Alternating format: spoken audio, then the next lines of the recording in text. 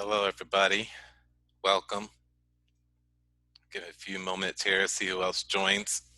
Excited for y'all to be here. Can y'all hear me okay? Yes.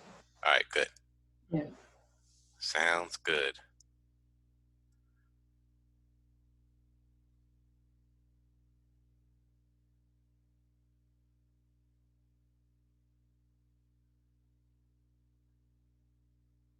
Spanish Fork, welcome. Do I have anybody outside of Utah? You know, the last few times there were some people in New York to Cali to Texas. Now it's pretty cool. I'm from Weber County. That might be considered outside of Utah. I don't know. We're a little different, a little weird up here. No, we got some Weber. There's some other Weber County people that's on here, so you're all right. You guys see some names, yeah, that I might recognize. Yeah. Well, good. Well, I want to go, since we got a good little group here, let's go and get this road on the show. There's a few names here I don't recognize, so I'll quickly introduce myself, and then we can get this party started. My name is James Jackson III, a native of Utah, believe it or not, founder and executive director of the Utah Black Chamber, which also expanded into founder of our Charitable Foundation, founder of our Black Success Center. We do have an affordable housing project and childcare and a charter school academy coming out within the next 5 years. Chamber has grown to have over 53 members join since June 1st, which has really sparked more and more of these type of conversations that we've been having, people wanting to engage, wanting to learn more, wanting to understand. I'm also work for Zions Bank Corporation as a supplier diversity program manager, which basically is just adding more diverse businesses into their supply chain strategy through all 7 or 8 of our affiliate banks across the West, really, from Texas up to Washington. And then I do some consulting on the side, of course, with leadership, organizational development, diversity, inclusion, communication. So I dab into a little bit of a few things here. But the goal of these calls is really just trying to help people develop an understanding of everything that's been going on, give people some background, some education, and help answer any questions. And as I got closer and closer to this call, I feel like I can go off for about 3 hours on everything, and from history to what's going on in the world, to give you my perspective. But I thought that wouldn't be as helpful, especially if that's not what you're looking for. So how I would rather start this off is just get you guys engaged right off the jump. So if there's any concerns, questions, perspectives, or anything that you guys are wanting to learn more about or wanting to share and want some clarification on, vent even, whatever the case may be, let's go ahead and just start it off that way. Don't be shy. I'll jump in. Thanks, Eric. My name is Eric Santasteven. I'm the principal broker for Keller Williams Realtors in Midvale.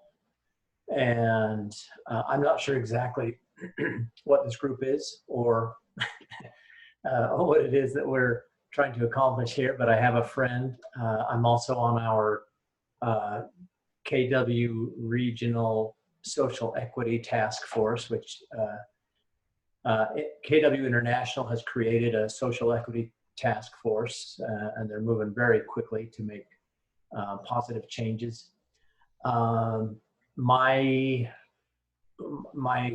journey into racial understanding is about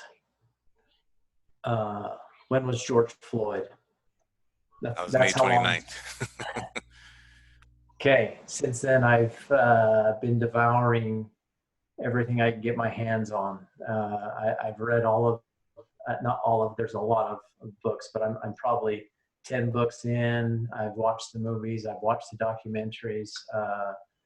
I have been immersing myself. I've created a KW book club. Right now we're reading White Fragility, which was actually the first book that I read, a couple months ago. So I just want to be a part of the change. I want to be a part of creating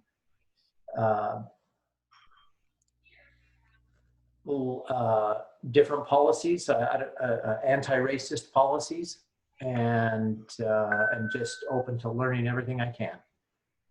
Great. Well, thanks for being here, Eric. And to kind of share, well, congratulations on everything that you've been doing. That's been awesome, leading, listening, and watching. And that's the first change. That's the first step, is gaining that insight, the knowledge, that understanding. And kind of give you a little bit more background about these calls. You say you're not sure what you're really joining. I guess I should have gave you a little bit more perspective on that. This is just something, just me. This is totally unfiltered. There's no, it's not related to chamber. It's not related to anything else I'll do. This is just James Jackson's invitation to say, hey, let's talk this out. Granted, it hasn't worked as well as I anticipated. There's been, I feel like there's been impact, right? There's people that gained some insight, gained some knowledge, but what I was really trying to accomplish, and I think that's what's the challenge, is that we're not getting enough people from both sides talking.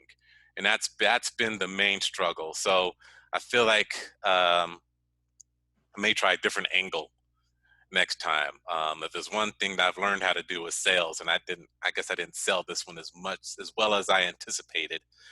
So I've learned from that experience, because my goal is not to intimidate people or scare people away from the uncomfortable conversation. I want to encourage people to have it, to lean into it a little bit more, to gain an understanding from both perspectives. As I mentioned before in previous calls, this is probably the 8th or 9th one I've done since beginning of June. And they've ranged anywhere from 90 to a dozen people.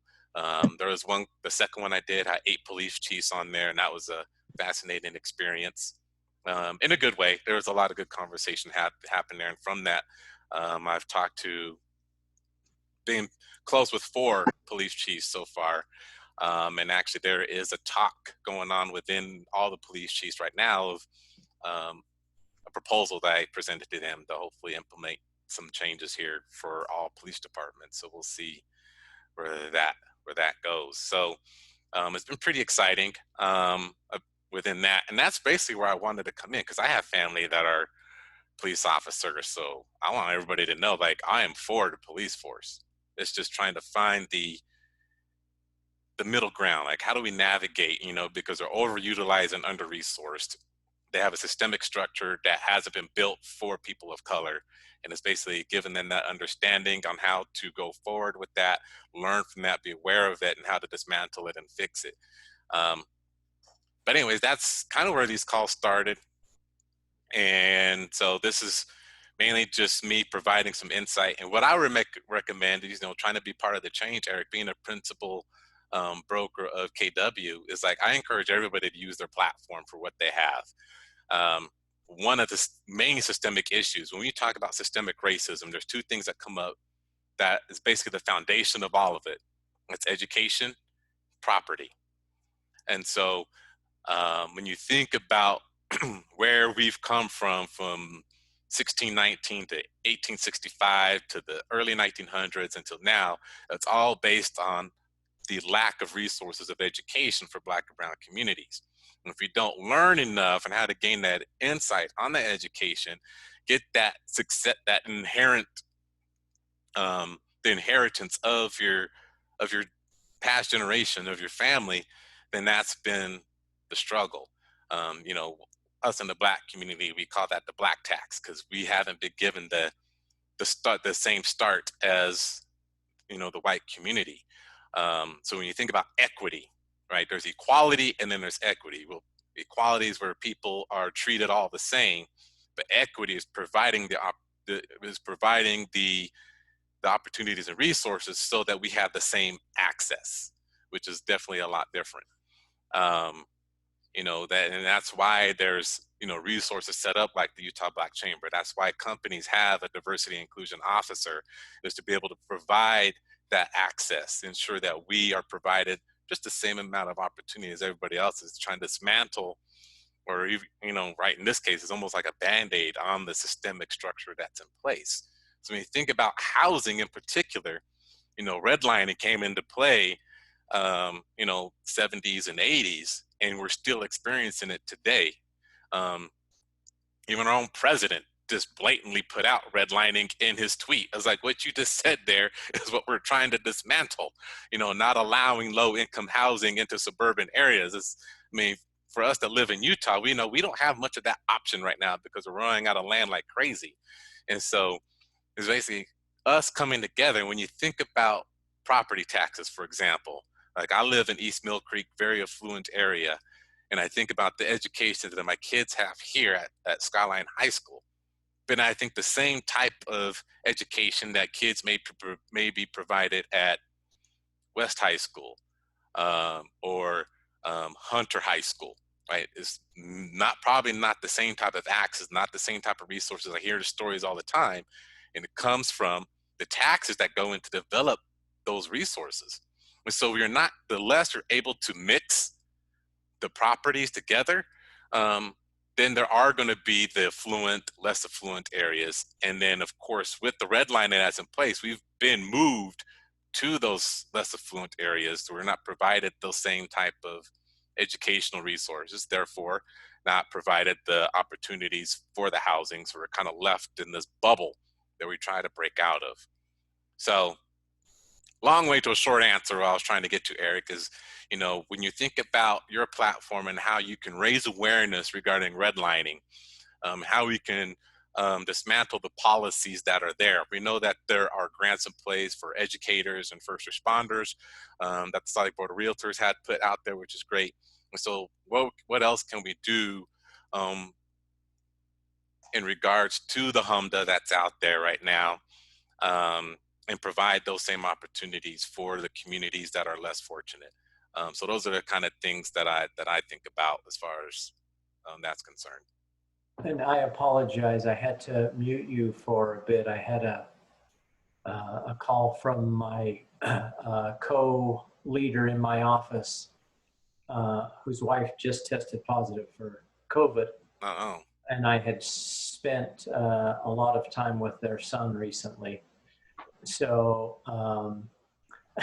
keep our fingers crossed that they're not contaminated, or that he's not and that I'm not. But to your point, yes, as you look at all of the issues that have kept Black people specifically from progressing in the United States, and home ownership is a huge factor in that generational wealth that is built by white people and not by Blacks. And so I'm trying to figure out how I can get into the community. We're going to be offering, I want to be able to go into schools once we can and teach about real estate, teach about the career, encourage people people of color to go into the career of real estate, and also provide scholarship opportunities for their schooling and for, to get started in the business and stuff like that. So there are some things that we're definitely thinking about doing that can make a difference at the local level. Awesome. Sounds good. Thanks, Eric. Yeah. And if you need any guidance or assistance or questions, feel free to reach out to me even after this. I absolutely will. Thank you. Yeah.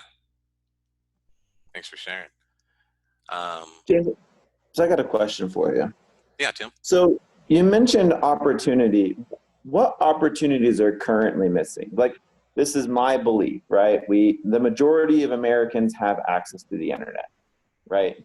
And the opportunities that provide are kind of endless, in my opinion, right? We can all learn to code on the internet for free.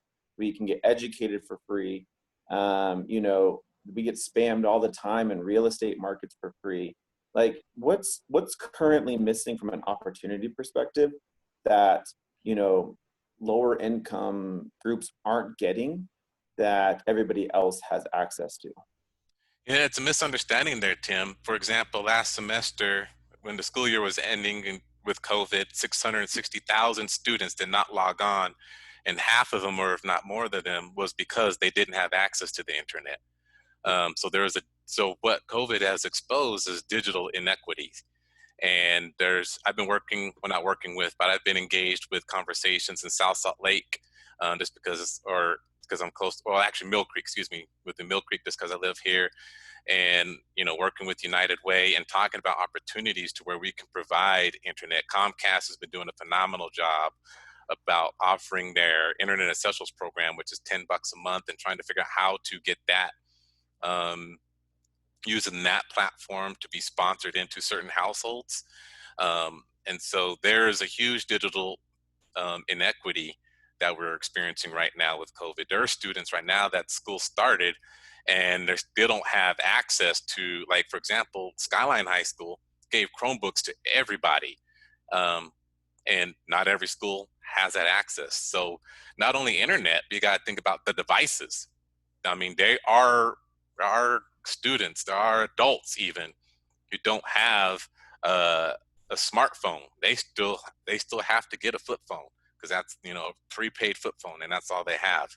And so when you think about nearly everyone has internet, well, that's not the case. And Utah Black Chamber has been working with the IRC, United Way, Mill Creek, trying to figure out how do we get devices and internet available to the students, and not even just students, but also educate them on how to use the internet. Many students, for example, particularly in the refugee community, they don't even have an understanding of how to get on to the internet. They haven't been really introduced to it. So that's why they didn't log on, and that's why they didn't perform to the max in schools, because they weren't able to log in, and their parents couldn't show them either. The parents are still trying to learn how to speak English. I was just speaking with a Jordan School District administrator earlier today, how they're trying to work on an ESL program to be sure that they have that in place for students that are in the distance learning program. So they're still trying to figure that out. So that's what's missing, is devices and internet, believe it or not. We're really still trying to figure that out. The city I live in has about 70% of their students are students of color. And there's a high, poverty level. Every school in the city is a Title I. So, they're really, but I'm on some teams with Ogden City Schools, and they're on top of this. They're working so hard on all those things that you talk about, trying to get into assure that those folks can get internet service. And it's been really complicated, but there is so many good people in Utah, as you know, just working so hard, but some of it's just impossible. Like you said, they don't even, they don't have a flip phone. Some of the parents aren't real fluent in English. And, we still have a lot of those issues up here in Ogden as well. I'm on the Diversity Commission in Ogden, have been for about 2.5 years. So it's kind of how I've gotten connected to a lot of the Community Action Network in Ogden City and the surrounding areas of Weber County. So that's just our status up here. It's a struggle, but they're doing everything they can. Right, and just to share, I have a personal example, maybe to kind of bring it a little closer to home. I volunteer at the International Rescue Committee weekly, or I was before COVID, and I was really surprised. I was helping this kid who is phenomenal at math. He was kind of schooling me on math that I had done years and years before in high school, but I thought it was really interesting because I went to show him Khan Academy, and he thought it was the coolest thing ever. And I was so perplexed at the fact that he had never even heard of what Khan Academy was. And it just kind of was this moment for me where I realized, yeah, you have all these resources on the internet and you can kind of learn as you will, but if you don't know what those are or how to access them, or people who know where to access them to point them out to you, then you never will. And kind of following up those weeks, every time I would come to the refugee center, he was always using Khan Academy and just getting better at math, which was so cool to see. But it was also really interesting that he would never have known about that resource had I not just Googled it and showed him this is a free resource you can use to learn math. Yeah, that's a great example. Thanks for sharing that, Allie. That's yeah, so that's kind of where we sit at. And one thing that we thought of is that, like, I work for a huge corporation, Silicon Slopes, there's devices everywhere. And think about how often we turn our devices. our computers, for example, every 3 to 4 years, and then what do we do with them afterwards? And so we're trying to figure that out. It's like, if they're willing to, if they're gonna get rid of these, well, let's get rid of, it's go put them through a process to where they're still able to access Microsoft Office and Zoom and internet. And if they can at least manage that, then let's get them out to these students that are in need. So we're still trying to figure out that process. And it seems so simple on paper, but when you go through the logistics, it gets to be a pain in the ass. So, but like Kathy said, we're all working so hard to try to figure that out. COVID exposed so many different things: digital inequity, the disparate impact of Black and brown communities when it comes to healthcare, and access to funds when it comes to banking relationships. And so, you know, these last 4 months was an eye opener to so many, but also introduced us to how blind either consciously or unconsciously, right? Either they want to be blind or they are just really blind to the aspect of what's happening within these inequities that are in our system today. Yeah, so to follow up on this, is with this 660,000 people, is the problem there a prioritization of funds, or they just don't have them to begin with? Both. Both. Yeah, well, I mean, like I said, you know, you think about the taxes that go into each of those cities, and then you think how the councils and government are trying to prioritize and get these funds available, but no one was ready for this. No one really was ready for online school. And so it was like, all right, now it's hit the fan. It's like, okay, we don't have the resource to provide a Chromebook to every student. You know, like Kathy said, Title I schools, you know, they don't get enough fundraising from their parents, the PTA boards that are out there. Like, that's what they rely heavily on, like not only government funding, but fundraisers that happen within those communities. You know, I think about, you know, for example, Skyline High School here, where they so many different fundraising opportunities. And I look at my neighborhood and I see the friends that my daughter hangs out with. It's like, well, it's no wonder why Skyline can do okay, right? There's these people that live down the street from me in these $7-8 million homes, and I'd be cool with just one of their bedrooms. And then, you know, but then you go to other schools, you know, like Stephanie mentioned, Ben Lomond, like that ain't happening, you know, with those type of fundraising resources. So, and the government can only prioritize so much with the taxes that they have available that come into that community. I'd like to say something, if I can. Sure, Alice. I live in Spanish Fork. I have 7 children. My youngest 2 are adopted. They're both Black now, 20 and 21 years old, born and raised, not born, but raised in Spanish Fork. On May 29th,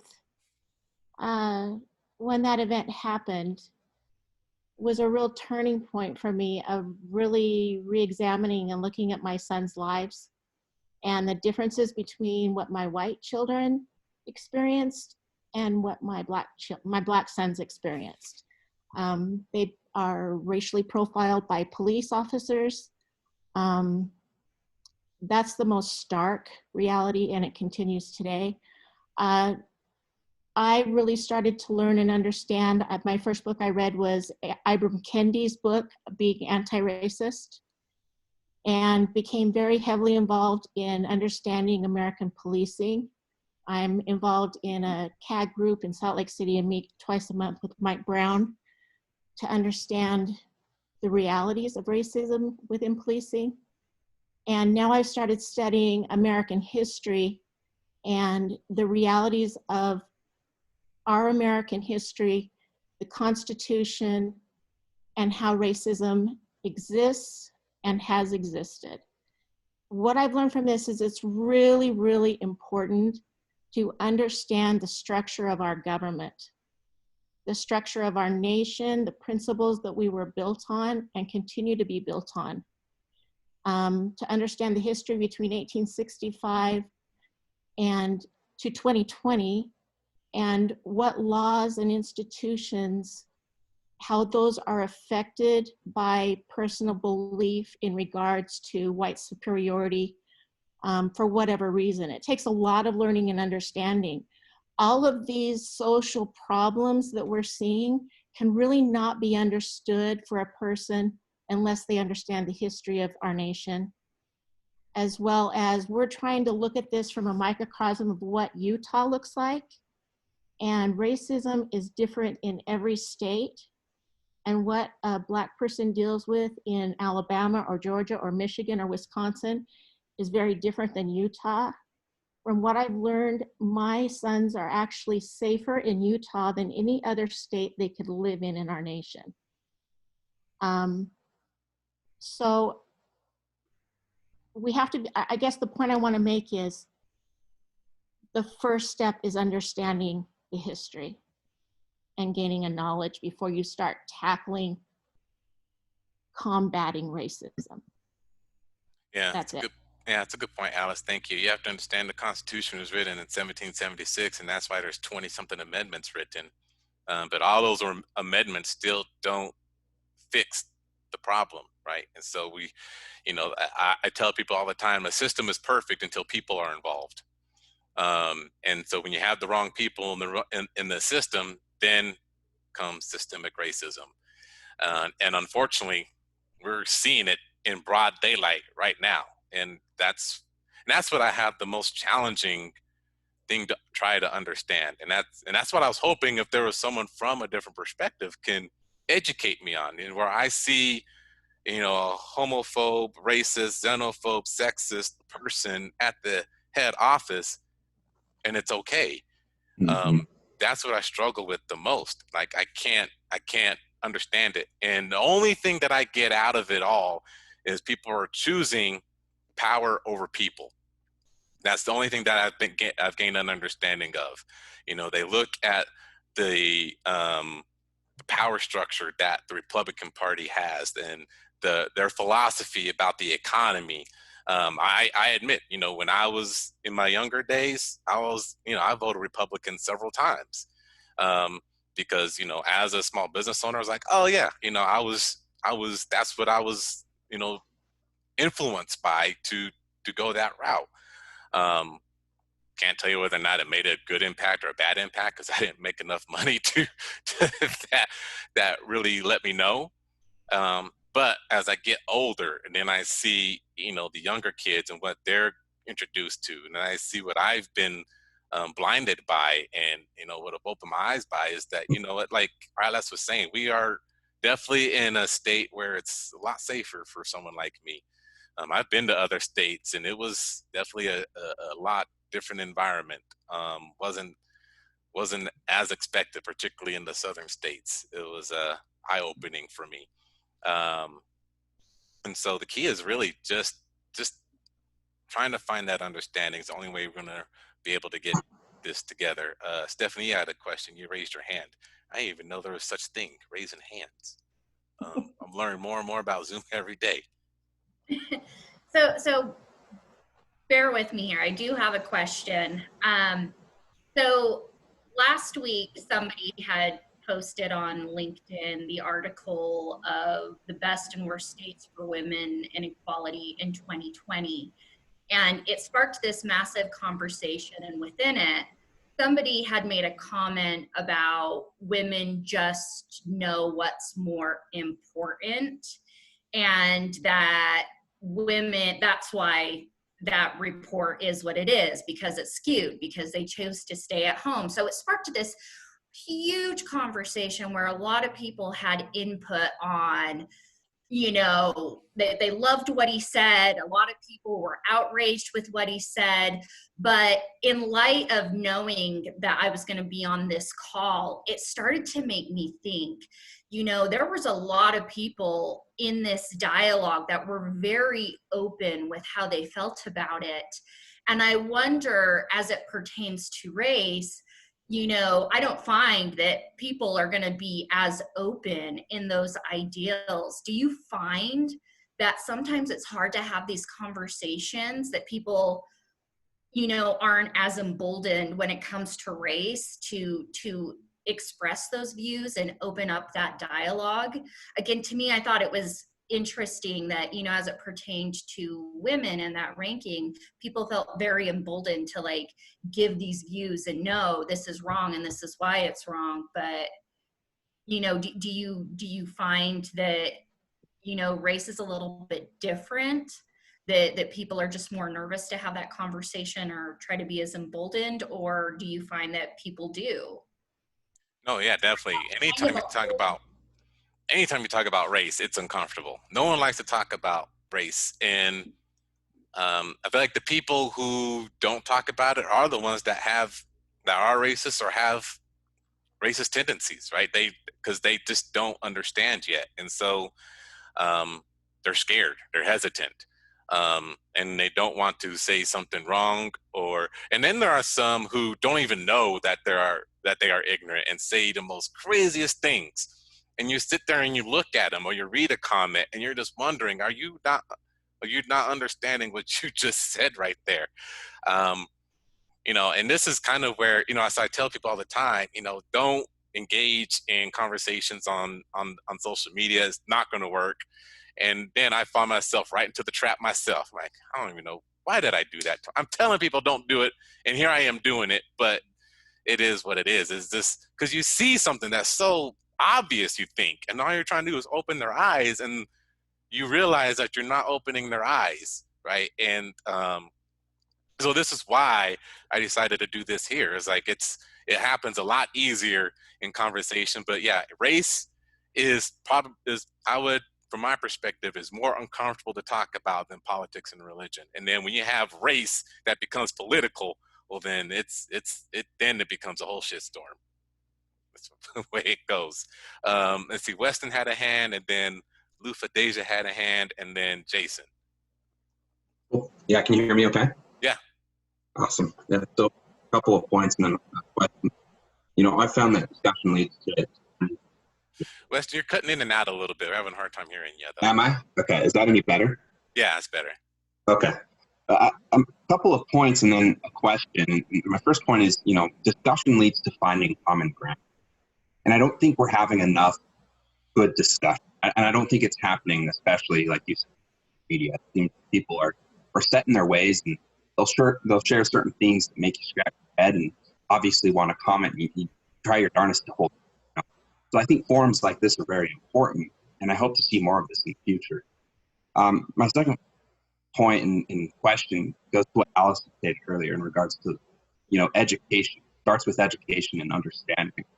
And, you know, I'm 30 years old, and I can still, you know, what I had learned in school.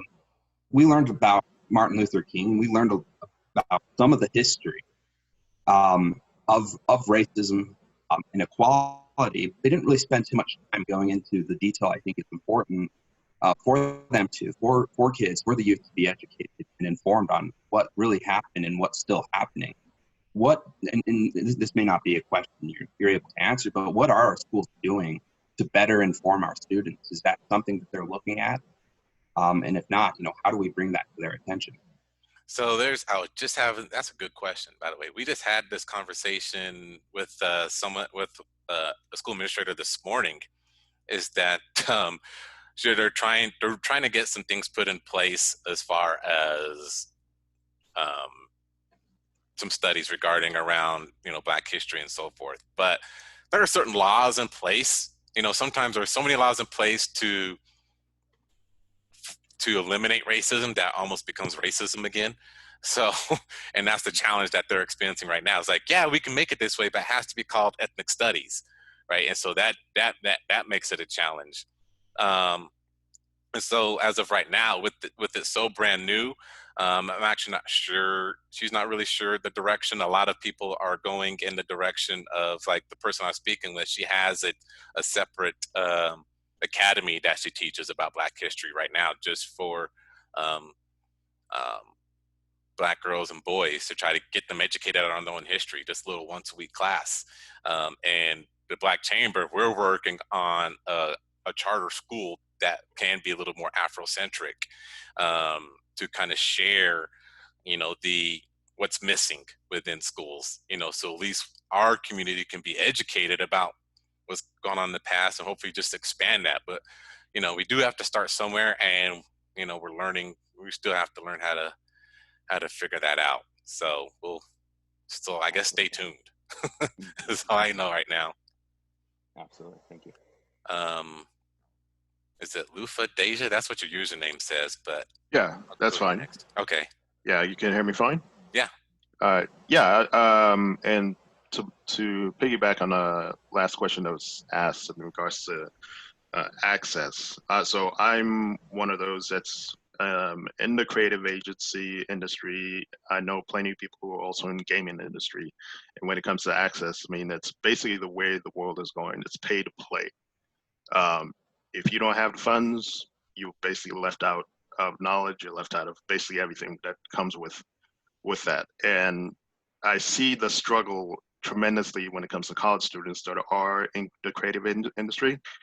They may not have that powerful PC or Mac to be able to use Adobe software and anything like that.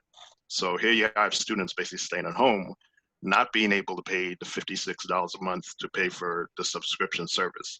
Now, luckily, Adobe reneged on that because in 2013, before that, it was a one-time payment. And now moving forward after 2013, it was $56 a month, basically a subscription.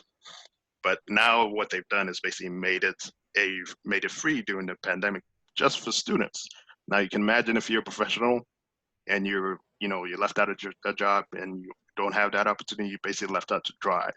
So it's one of those things that a lot of people don't realize, that there are a lot of students struggling beyond just middle school, beyond just in college particularly. And also when it comes to people that I know in the gaming industry, they are also being hung out to dry in a bad way, even though they're getting more people utilizing the product, meaning just the abuse and taken advantage of when it comes to managers. Like, hey, you got nowhere else to go.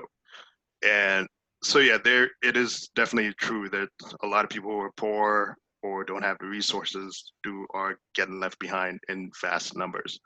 And so I work in downtown Houston. I'll just tell this quick story, then I'll log off. So I work in downtown Houston.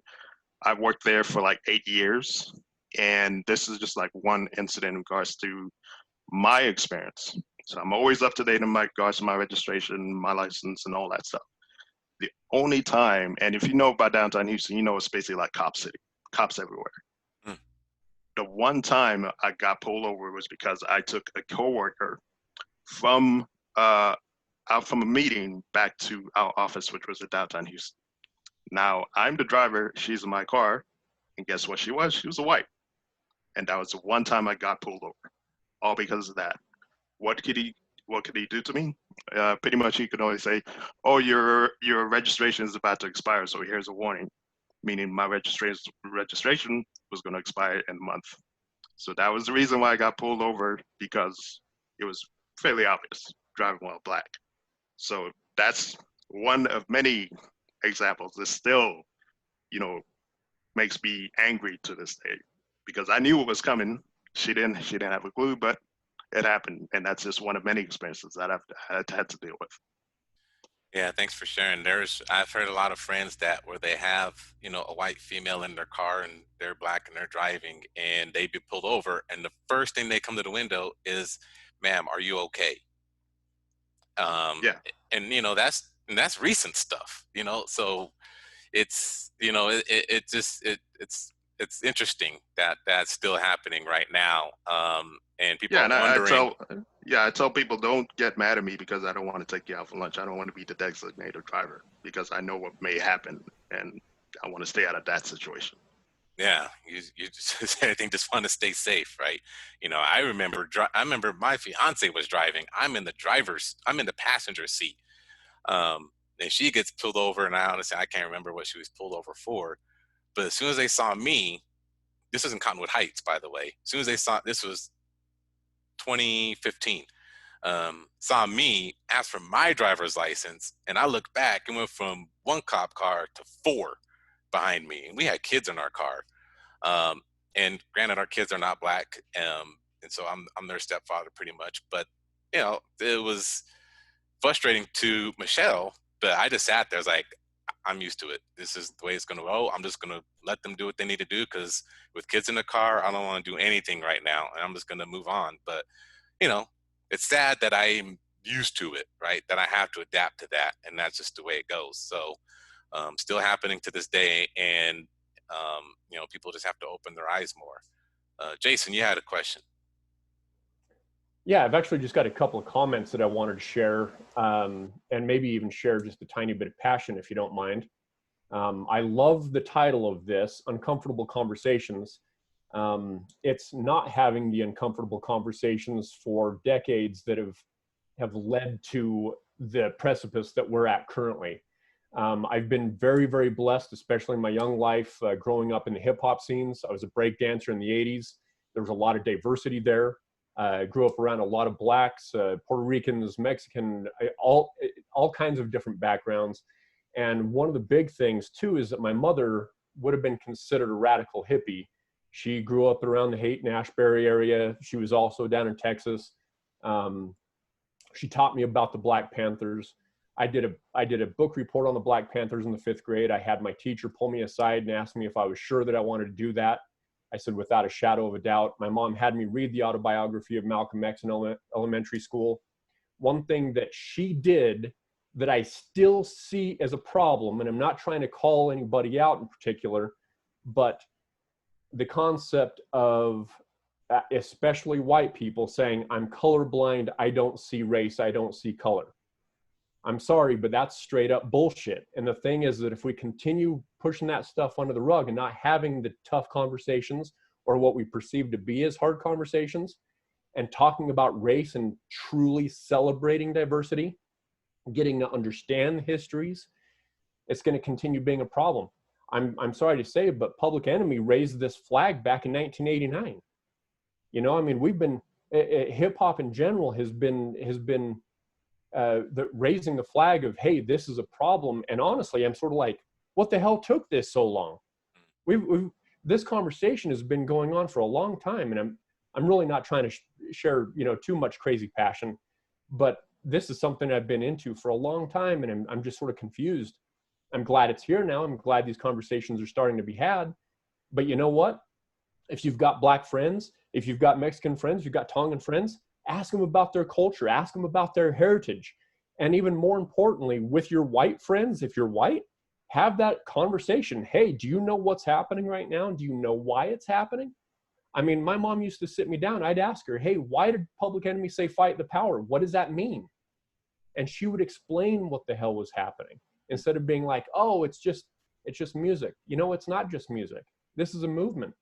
Yeah. This is a conversation that has to be had, and it has to be continuously had, because the more we say, you know what, it was a period of time back in 2020 that, you know, things got wild, and then it becomes part of our history.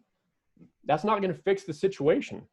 We've got to continually have the conversation. We've got to also say that slavery is not Black history.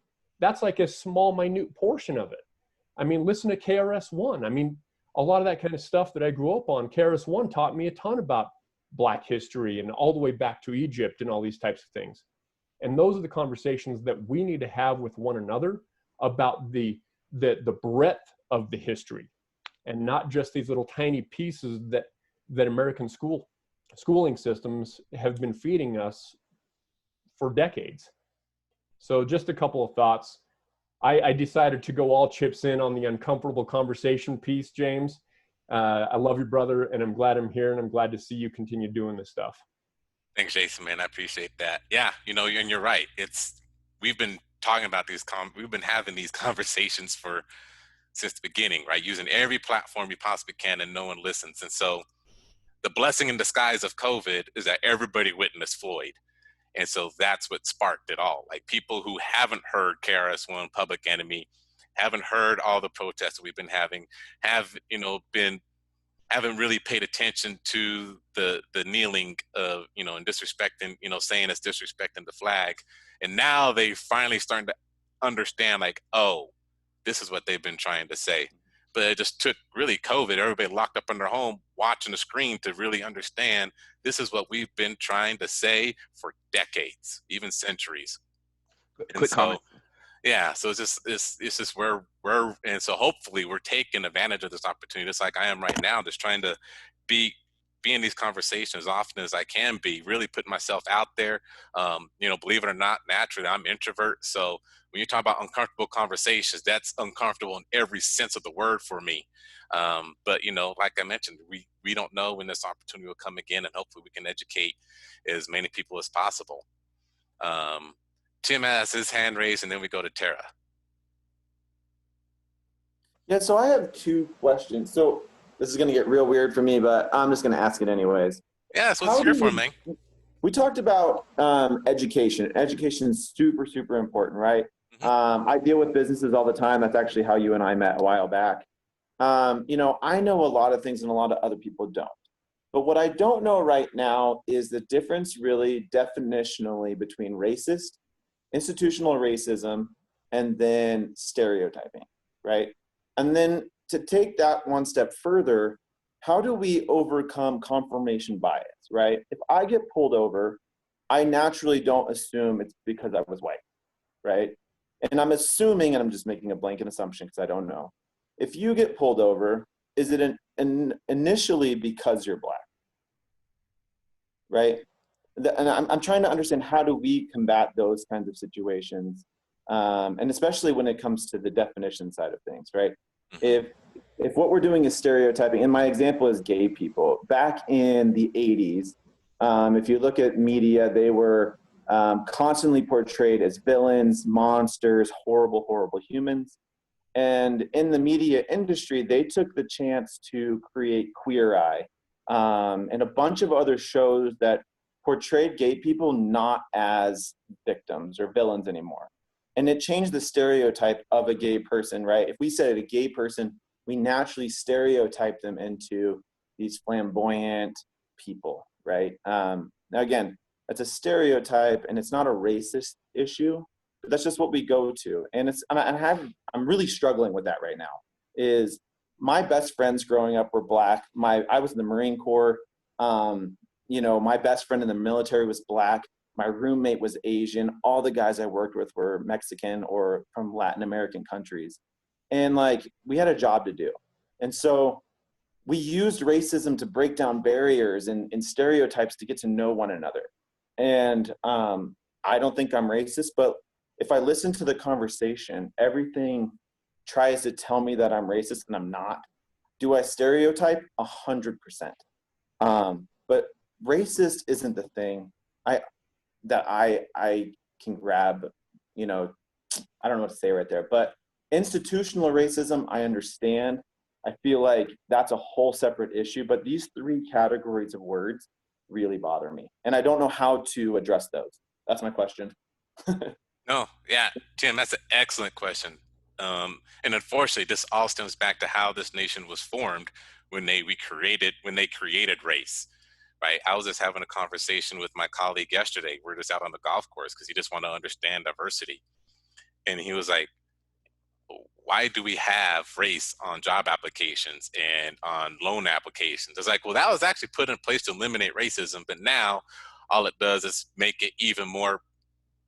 It just doesn't, now it's even over extreme, right? Now, for example, I can't go to my HR and ask how many black people are in our company, even though we take that information down. So it's very fascinating. It's basically how the structure was built, and we're trying to figure out how to navigate all of it, honestly. And to your answer to your question here, Tim, stereotype is basically can lead to racism. So when you stereotype people, you definitely want to be careful because you know it's your unconscious or conscious bias taking place, and how something can be said or through your dialogue with somebody, and any time that it makes you feel a little bit more superior than that person, then that is an act of racism. And so you want to, I mean, and we all have our own stereotypes we form in our mind. We say them out loud. But it's just something that you want to be aware of and conscious of, because you're just raised in an influence that you've been associated with for so long, that we have these biases that we have. We all have them. I have them. You have them. We all have them. It's just more important how to navigate them. Now, as far as when I get like pulled over, 70% of the time, I know why I was pulled over. I had a heavy foot growing up. And like, I'm zooming by, I'm like, oh snap, I'm going to get a ticket. But it's what happens when I get pulled over that frightens me. 2 occasions where I was pulled over for speeding. My car ends up getting searched. I never forget the time I was in Beaver County on the side of the road for over an hour while they searched my 2-door vehicle. Like, why you need an hour to search for a car that small? Beyond me. And then there was time I happened to drive by a party that was going on where gunshots were heard. They didn't tell me the profile they were looking for, but because they saw a car full of black people, I was pulled over anyway, ended up handcuffed on the sidewalk of the 7-Eleven while they searched my car forever, and I was just looked at as a trophy to them. And so, so there are times where I feel like, yeah, I know I'm being pulled over because I was speeding, but then there's those instances as well. So there's a lot of that going on that we're trying to figure out. So hopefully that answers some of your questions there, Tim. And, unfortunately, it's the systemic structure that we're built on that we're just trying to navigate. And we just wish that we were never identified by race in the first place, and then everything would be okay. But here we are. Tara. I like it. Hey, James, thanks for doing this. I was just going to kind of comment and add on to a few things. So when someone asked what they're doing in schools, right now for the past few years, I mean, a few of my friends, I'm a former teacher, we've tried to implement Black History Month lessons in the Davis School District and have been working directly with the district to do that. I will say there's been a lot of pushback on that. There's been a lot of resistance. And so I think right now we kind of have an opportunity to get more of those lessons in the district. So what you can do is actually call your school district and ask them, what they're doing, what's the curriculum to teach about Black history. As we know, we wish it was more than just the month, but that's we're just trying to get it, taught in the month right now. Can't get it for all 9 months right now. So the organization I work with, it's called Children's Equity League. So if anyone wanted to help with that, that's something that you can do. And to the last question where you were talking about, you don't identify as a racist, a really good book that I would recommend is Robin DiAngelo's What It Means to Be White. She goes through kind of really what that actually means. And now if someone were to call me like a racist, I think the thing with white people, you say the word, you're a racist, and it's like the worst thing you could call someone, when in fact what they said or what they did should be the thing that's, the abhorrent thing. And so really what you want to think of is, what are you doing every day to be an anti-racist? Because being white and having the power in the structure, that makes you actually racist, right? Because racism is power plus prejudice. And what you were saying before is, I have prejudices, I have stereotypes, and everyone does, right? But we have, as white people, the power in this situations. And so that's what makes us racist. So don't think of it as like a good, bad dichotomy. Think of it as like, what can I do to actually, be an anti-racist every day? And then one other thing, this actually just happened to me last month. Sorry. I was just doing a photo shoot, and I was talking to my friend who just happens to be Black, and we were just on the side of the road up in the mountains. I was leaning against my car, and he was standing next to me, and totally just, casual conversation. And a white man drove up and pointed to me and he said, "Are you okay?" And I was like, "Yeah, we are fine. Thank you." So just so you know, guys, it happens in Utah. Utah's not, it's a very racist state. It's just more of a nicer, what do they call it? Passive aggressive racism. Mm-hmm. And so see things like that, call it out and say what it is, because, I apologized to my friend. I was like, "I'm so sorry." And he's like, "It's fine. It happens all the time." Things like that shouldn't happen. Like, I was just talking to my friend. Like, I should be able to talk to my friend without someone assuming that I'm in trouble as a white woman. So there you go. There's my input. And thanks for doing this, James. Yeah, I think that's absolutely. a really good point, Tara, to point out that the idea of we are all racist inherently because of the systems that have formed in America. Just like we are racist, and being anti-racist is really what we should strive for.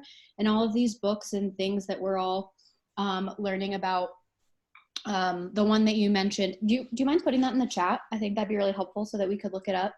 That one, Ibram X. Kendi's book about how to be an anti-racist, I think that like trying to start moving our conversations away from, you know, breaking down barriers, maybe by accepting stereotypes, as you mentioned, Tim. That's kind of how you like broke down barriers with your friends originally.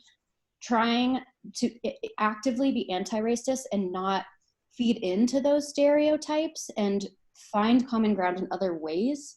I think that could be a huge shift in our, like, the way that we interact with people, the way that we meet people, all of these things. I think that we're in a moment right now where we have the power to do that.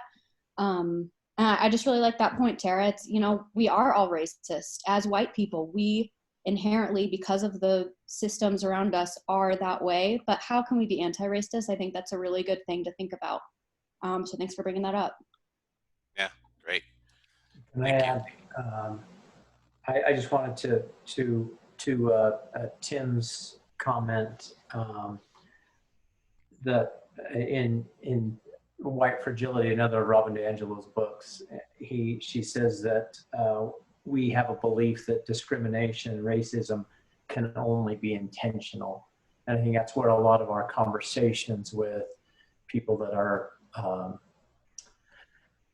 hesitant to have the conversation is because it's easy for them to say, no, I'm not a racist, because they're thinking of the blatant racism that, you know, white supremacists or you know, neo-Nazis will do. And we all know that that's not what we're talking about. That's part of what we're talking about, but that's not what we really need to change. And then I wanted to just add one more thing, because it's been brought up a number of times, and I can't stress enough how important the historical things that I've read are. And I'm not talking about just in racism, but so right now if you are on Audible, and if you have not jumped on their free great courses, you have these college level taught by professors courses that are for free downloads, and sometimes 2 for 1. But I'm listening to the history of the United States right now. It's 84 lectures. And it is that plus In Search of Black History. There's a ton of things that have helped me understand why we're in the situation we're in.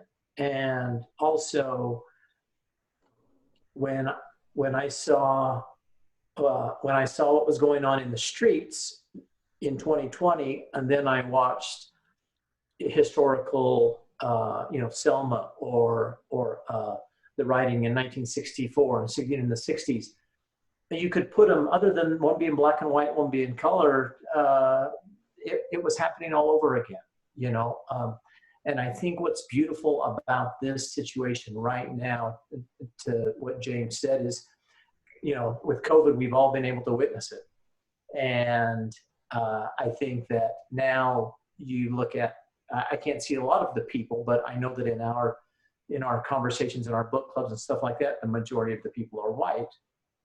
And we're having the conversations now, and you're seeing the many demographics and the cultures protesting, whereas before it was strictly on the black shoulders. Yeah, absolutely. Payne, you had a question, and then we go to Lufa Deja again. Yeah. Hello, everybody. Thanks again, James, for putting this on. This is my second one I've attended. I just wanted to speak sort of on what Tara and Tim were mentioning with sort of the education piece. My background's in education. I went to the University of Utah for my undergrad degree in teaching, and I just finished my master's in education. And I look at my experience growing up in Utah, and I've been fortunate to have really good educators. And I realized part of it is I grew up with 2 teachers who were black, and this was a part of my narrative. I grew up in LA during the riots, and this was always very apparent. And as I've talked to individuals in the organization, I work for 1-800 Contacts, I found that it's important to contextualize this experience of racism, prejudice of our communities within our communities. So when we talk about our refugee community here in Utah, not a lot of people know about the Utah Refugee Connection. We talk about the Black community or the Asian American history in Plum Alley in Salt Lake, that people are more focused like that's where Pretty Bird is, instead of that's where we actually had Chinese Americans early in the history. I think when you bring the experience of Utah when it comes to race and you have those uncomfortable conversations, it makes it very clear that we're not just in our comfortable bubble, as people often say, that we do have our own history that shows us that we can be better. And that's an easy way that I found that's helped start a lot of conversations. Look at Ogden. Ogden's history is fantastic when it comes to using that as a platform to talk about racism and prejudice, as well as the change and the improvements that the community has made. And so I wanted to add that perspective. Just, we always think is what we see on TV, and having experienced some of the things growing up, like I mentioned, growing up in LA and coming back to Utah, I say we have our own stories and we got to be better. Like the protests, I think, were so impactful in Salt Lake when we had that going on, because people didn't think that would happen in Utah. And I said, if you actually look at our history, our makeup of our communities, whether it's the gay community or it's simply just being a minority in Utah, it's a lot closer than you think. And I think that makes it more palatable and welcoming to have these uncomfortable conversations. Yeah, thanks for that. And I keep it. I turn off the media sometimes. Because the media, I read the articles, and there's some that do kind of be nonpartisan. Then you do know the ones which one lean this way or that way. But more than anything, I pay attention to more what's happening locally than nationally, because I feel like that's where the biggest impact can take place, and that's where my platform is. I don't have a platform that can expand beyond Utah as of yet. I'm working on it, but as of right now, it's just here locally, and so I just kind of stick. I always tell people, stay in your lane, use your platform, what you have, to enact change, and don't let the media try to steer you away from what you're trying to do. People are going to comment and share things that maybe question, am I doing the right thing? One of my mentors always taught me, trust your stinking gut and move that direction. Lou Fadeja, go ahead. Yeah, and those are a lot of good points by the last four people. I just want to say that even on, like you said, social media, you basically doom scroll all day, and that's basically what I call it. So when it comes to race, I'm Black, my wife is Filipino. We make racist jokes between each other all day long. But we're in the right safe space. We're at home. We laugh about it. We joke about it. It's all about right place, right time, context. But of course, if you go out into the world it takes a lot of energy to go out there and be racist to people by intent, and that's part of the thing that I have none of that in my bone. Neither does she. But I mean, it also reminds me of the time when I was in high school and playing football. And I have high school friends who are white and many different races, just like the other guy said. Yeah, he was in the military. Yeah, you go all out, you do your fun things, you make jokes between each other. But then 20 years later, when you've never heard about each other for so long, then you reconnect on Facebook and you see their past dealings, how they've grown up and what they've come to be, and you're shocked. And you're like, yeah, it is a product of their environment. It's a product of the people they've interacted with over the years that has developed them to grow in that manner. Now, myself, I've never grown into a manner to say, okay, yeah, I want to be more intentionally hurtful and harmful to other people of different races or whatever. But you see that in some people when they do it. And all I can say in regards to social media, you will have people of, say, the Trump team or conservative dominate the airwaves of the media with racist intent. All I can say in regards to, I think it seems to be becoming more clear that we need more white allies. We need more white allies to be vocal in the right way, in whichever way that makes them feel comfortable. Whether it's like every time you see one of your conservative friends or somebody is racist, post something that's obviously racist. Okay, post something that's anti-racist, post something that's positive, post something that supports us, Black people in general. And I think it's one way to kind of release some of the energy in a good way versus letting it fester and not competing against that.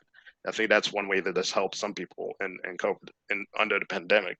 And there's one saying that I've heard plenty of times before, is basically saying, you don't need to be extra nice to your 3 Black friends. You need to be more vocal to your 300 ignorant white friends. And I think that's one of those where it's like, yeah, you can't just sit in silence, because this is happening. It's happening in real time. What are you going to do about it? Are you going to sit in silence? Is one person's post just going to dissuade you from not wanting to participate in the conversation? Well, find a way to compete against that. Don't sit in silence. Basically, join the conversation and be part of the solution. So I just wanted to get that off my chest, because I think it's one of those things where I feel that a lot of people, especially in the white community, need to be vocal, and there are allies there, as we can see out in the streets. And we also need them to let their racist friends know that, no, I will not co-sign, and I will not ride shotgun to your racism. I'm not going to sit here in silence and let you say the things that you do, because I just want you to let you know that I'm on the opposite end of that. So somehow, some way, let them know, and it's part of, buffering the airways when it comes to that. Yeah, thank you for that. I'm actually going to awesome. I'm going to steal that quote from you now. Be extra nice to your 3 black friends, but be more vocal to your 300 ignorant white friends. I'm definitely going to steal that. Yeah, definitely. Appreciate it. Kathy, we'll go to you. This will be our last question, as we're kind of over our time here, and I know people have to drop, but appreciate you guys joining in. Yeah, I'm going to use that too. I love that, and that's what I try to do every day. And when I get pulled over, they're generally apologetic when they see it's a little old gray-haired lady. So, if you don't understand your privilege, you really need to get in touch with that. And also, I just want people to know that there is a little progress. We have police chiefs up here in this county meeting with community leaders from the NAACP and Black Lives Matter. We have the Weber County Sheriff, who's over the entire county, and some of the cities in general reached out, and I was able to get a meeting together. We have, up to 40 people in this group that is meeting with him to talk to him about the realities, and he's trying to figure out how to work with all of what we're telling him and how to bring the community together with policing. And I've just pretty much been moved by all of it. So I've seen, and I've lived here for almost 68 years in this city. And I've just really been moved by some of what I've seen lately. So have hope. Know that, there is progress happening. There's been more progress happening within these last 5 months than I've ever seen in my lifetime. And people older than me are saying the same thing. It's like, this has been an amazing time, the biggest civil rights movement in all of the history. So and like I mentioned before, while people are listening, it's time to make sure our voice is heard. And that's why I'm providing this platform. Not sure when I'm going to do this one again. Like I said, definitely want to try a different angle to ensure I get, both perspectives heard. And so we can understand one another. From people here, granted, we're kind of all along the same line here. And I appreciate you all for everything that you guys are doing and being vocal and wanting to learn and wanting to understand. And hopefully next time, we can get some folks that, don't understand and maybe just want to come here to try to tell us all what they think. And I'm more than happy to listen, because like I said, I'm really trying to figure it out, because honestly, I don't get it. I try to understand and I'm still not understanding. And maybe it's because they're just so blind to their ignorance that they just don't get it. And then how do we open their eyes? I don't know, but we'll figure it out. So thank you guys so much for being here. If you guys are not linked, connected to me through any of the social media platforms, it's very easy to find me. LinkedIn, James Jackson III.